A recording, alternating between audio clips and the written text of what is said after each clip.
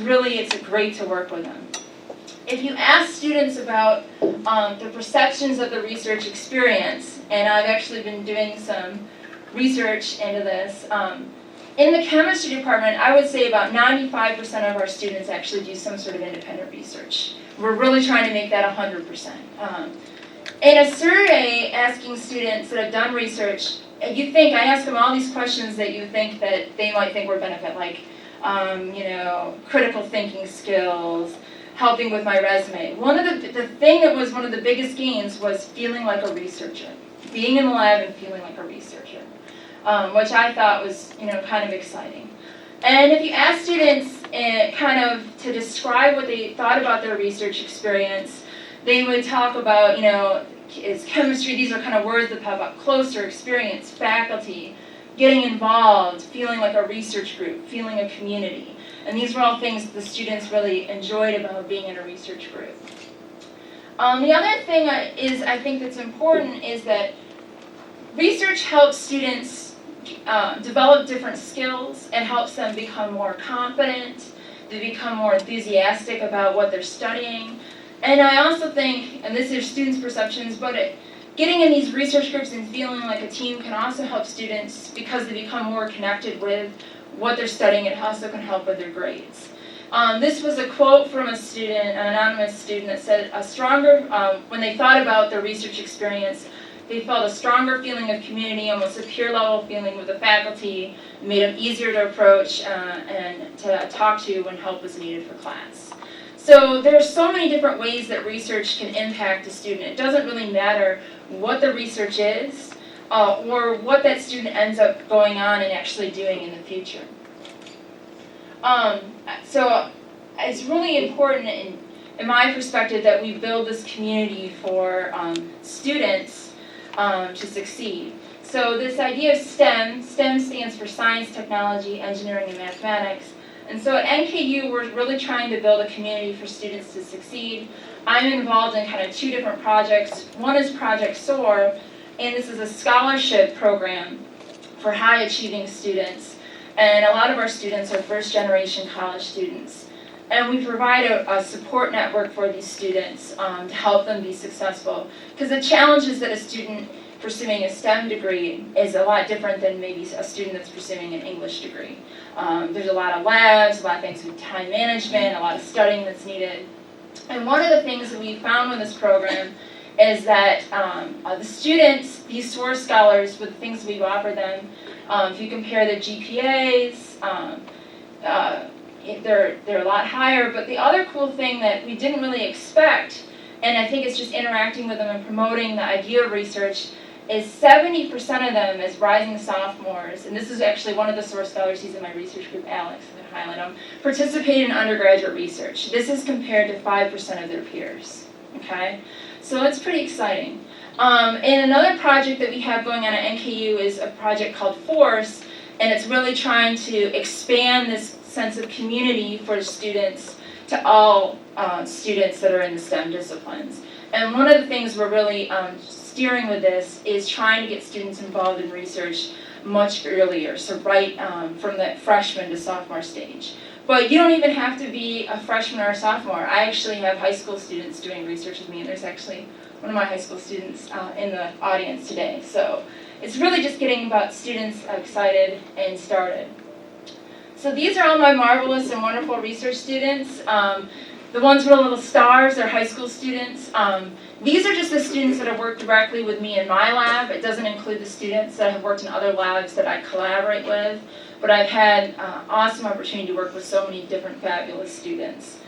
What I would like to highlight a little bit is just a few of the students, just to kind of give you a perspective of some of my research students and where they started and where they've gone. I would talk about all of them, but I don't have enough time. So I first want to start with, this was my first research student, Heather Gully. And she actually approached me about doing research with me before I even came to NKU. She said, I want to do research with you when you come. I want to do research with you. And it really was exciting. So when I came, she helped me set up my lab from the ground up. She has gone on to get her PhD in analytical chemistry, and now she is a lead scientist at Lexmark down in Lexington, and she runs her own spectroscopy lab. So it's pretty exciting. Thomas is another student, and Bridget, they did research, and have gone on to industry with jobs after getting their undergraduate degrees. Thomas actually moved up. He's like the lead analytical scientist for Pilot Chemicals in the area, so that's pretty cool. Bridget works for Mobile.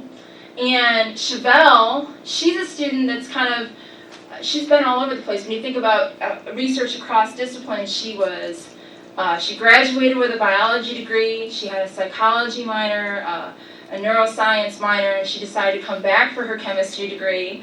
And now she's in graduate school for chemistry and and she's going to be starting on some interdisciplinary type of research. And Pat is a student that was kind of lost, didn't really know what he wanted to do, and I said, just get involved with research. He really liked physical chemistry, so a lot of math and physics. And of course, the stuff I presented to you really isn't anything to do with that.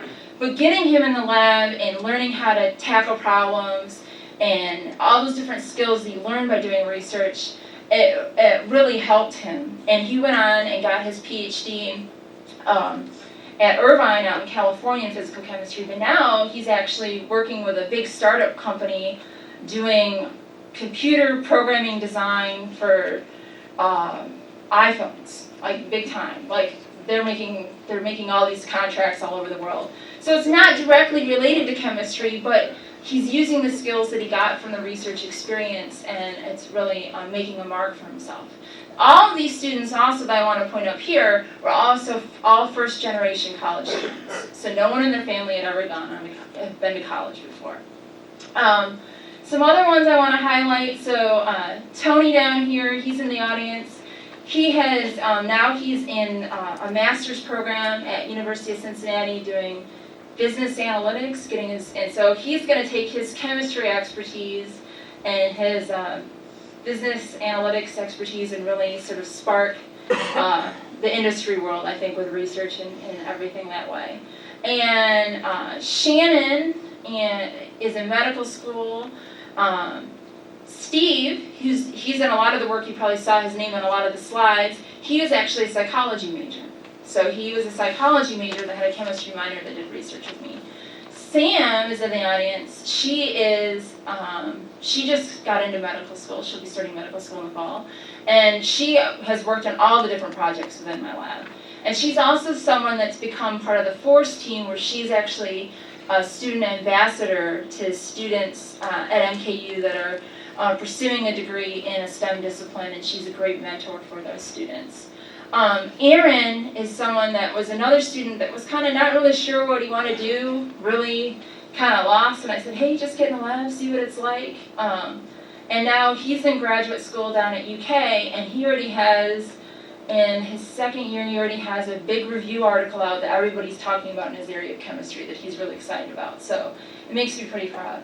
And finally, I just want to highlight Missy here. She's not here today, I don't think, but Missy is, along with Marilyn that I highlighted earlier, both Missy and Marilyn have been doing community outreach projects as part of their research with the Scripps Center. And so Missy has been, she's done research with me on the Biophone project, but she's taken her research, what she's learned from doing research, and she's developed her own research proposal trying to detect synthetic analogs of marijuana in saliva.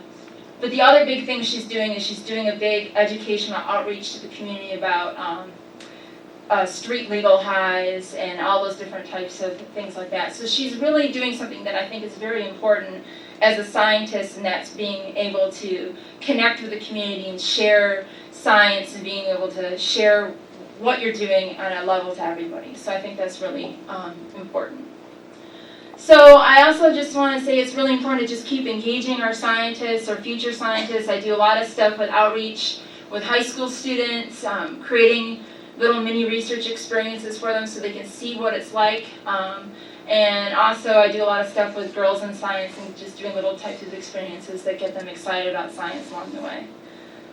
And I'd just like to conclude by hopefully you've gotten a sense that student-driven research is really the key to success.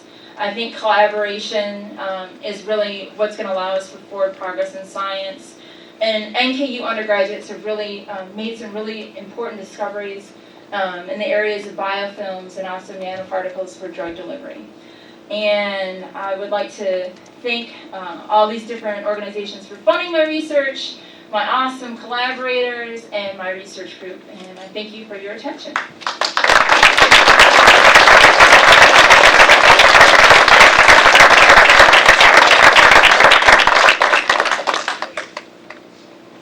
Any questions? Okay. Okay.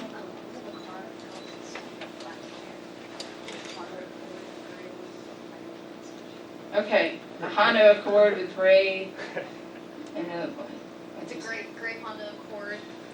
Ohio Plates has a flat tire. Want to let you know before it got too late. Sure, it's gray or is it blue? The gentleman told me it was gray, but it's Ohio Plates. We have the license. FHS or 882. That's mine. That's yours? Okay. So just, I mean, we're happy to help you help. Okay. You can't just let us know. Sorry for the All right, bad other news. questions? Yeah. In the beginning, you said that there was a force at the end of the needle Yeah. that etched that. What are you speaking of when you say force? Like a potential, like a voltage. When I was making the N and the K and the U, so I applied like a voltage, kind of like electricity, sort of, to spark a surface. Yeah. Okay. Yeah. Could you talk about there are public policy questions that surround use of nanoparticles. Mhm. We were talking about delivery of drugs to the brain. Yeah. We have lots of existing drugs that were, say, approved for the nanoparticle and generate new delivery systems. How much of that do we have to reevaluate? Well, with anything, you would just, if you're going to use a nanoparticle, it's a whole series, you have to start all over again from the beginning. There's a lot of drugs that are very effective. It's just trying to figure out how to get them there.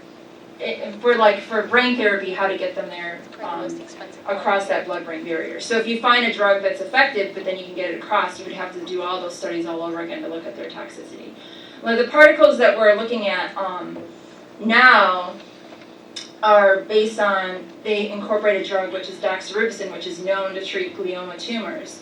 But when you start to incorporate a new delivery mechanism to get across the blood-brain barrier to deliver that without a more invasive type of therapy, you have to reevaluate everything in terms of how the toxicity and all those different types of things. Yeah.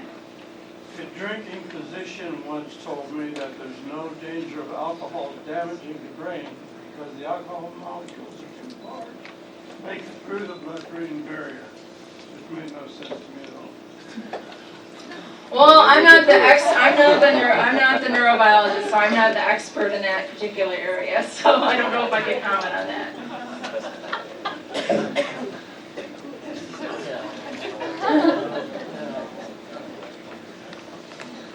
Yeah. Are surfactants used with other medicines in your example there? Surfactants are used a lot for different types of applications. Particularly these surfactants in those nanoparticles I showed you, it's a unique approach those nanoparticles are designed. The surfactant is thought to be the chemical that actually allows it to cross the blood-brain barrier. So you could switch around with certain surfactants that are shown to cross the blood-brain barrier, but that's sort of a unique part of that particular. But surfactants do keep like nanoparticles from like clumping together, so they are used in some sense, yeah. But these are specifically the nanoparticles in this case, for the ones we're starting to explore, are coated with these surfactants specifically because they hold the drug onto the nanoparticle. Can they be metabolized by the body though? Some can and some can't. It just depends on the design of them. So you could have a permanent medicine conceivably? Not necessarily. I mean, most of them end up being metabolized to some or break down. And the goal is that you would want to have a system that could break down, so that could Certainly. be, yeah. So that is the goal.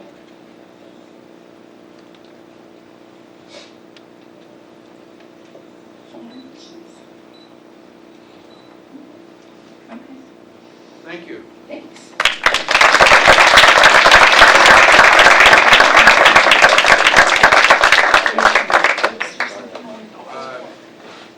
Colette, how are we giving the books away? They complete these, they turn Complete them the in, cards, and then we, we'll do a drawing and notify you from the. we will mail the book to you. If you're on campus, you can come by our office and pick it up.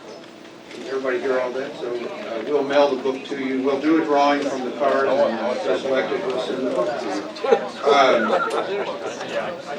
you. Thanks again. I think you can see just how exciting it is, what's happening with students, the research, and students that we work with directly. I know that Heather has made a point of having her student researchers get into the classrooms of our area high schools. There's a lot of that happening all on the B12 level, particularly in the STEM fields, and you've seen a good example tonight. Join us again for the next 6 at 6, and thank you, and drive safely. Don't drink in spite of what the doctor may say.